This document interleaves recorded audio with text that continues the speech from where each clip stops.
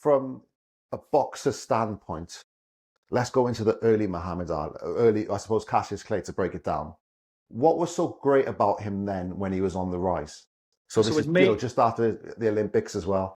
for me, his main attribute and what I used to try and emulate was his footwork, the way he danced around the ring. So like as a young amateur boxer, 10, 11, 12 years old, I'd be trying to copy the same thing, dancing around the ring. I'd have all tassels on my shorts, and I thought I want to be like Muhammad Ali. Hardly throwing a punch, but just dancing, trying to look good. And Yeah, that was the main thing for me. And then after the footwork would be his hand speed, just for a heavyweight, just super fast, yeah, yeah. lightning fast reflexes, like slipping shots, like deflecting shots with his shoulders and stuff, which you didn't really see back then with the heavyweights. So just going back as well for the non-boxing, I suppose, fans, can you explain the importance of footwork as well? Um, as a boxer. So good footwork gets you in position to throw punches and basically out of range to defend against them. Yeah. So what I try to teach my boxers, your first line of defense is your feet. Well, like some of the old trainers, they'd say the first line of defense is offense and all this stuff.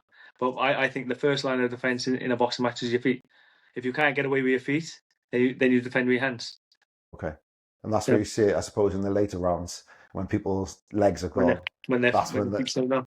yeah. Okay. Yeah. And then it was, he was, he's a specimen of a man, but compared to some of the heavyweights now, how big was he back then as, as Cassius Clay? So back then he was a decent sized heavyweight, Okay. taller than a lot of his opponents. Him against heavyweights of today, I just don't think he had the size. And Hmm. when I say he's the greatest of all time, I don't think he'd beat every other heavyweight, but I just think he's the greatest. For me, he's the greatest.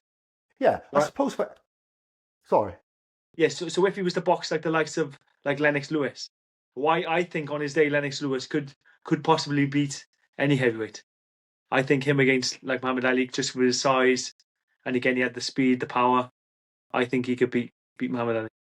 I suppose there's always someone who's got your number in Yeah, boxing, yeah. no matter what levels, etc. If you find, it's styles, isn't it? So there's always, but with Muhammad Ali, he didn't have the perfect record, but that's part of what made him great as well in terms And of being able to come back. and back in that era, like it wasn't so much about being like an undefeated fighter. I think since like Floyd Mayweather, he's been talking like undefeated. I'm not sure why he's 50 odd, I don't know. Like people were like sort of afraid to lose their unbeaten record.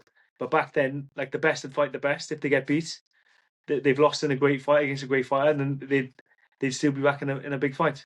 Yeah, quite soon Whereas as well. today, it's more difficult to come back from a defeat. It's about the branding, isn't it? I suppose you're looking at someone like Sugar Ray Robinson when he won like 70 fights in a row, lost, and then won another 100 odd fights without, Crazy.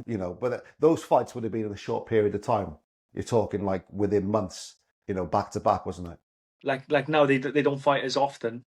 I think a big part of it is to do with like the money they're getting paid, and like generating like the revenue through ticket sales. If they were fighting like once a month, those fans wouldn't be showing up every month because it's expensive to watch Yeah. a live boxing Hmm. match now.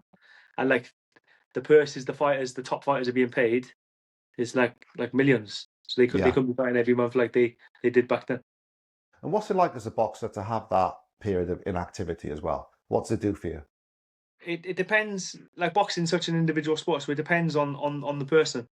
With me, when I wasn't fighting, so I had a few spells of inactivity in my career.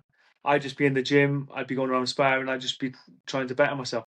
And I'd go to like America, Las Vegas, Los Angeles, and have like competitive sparring as tough, or if not tougher than the fights I was having. So I was developing like behind the scenes whilst I was like being inactive.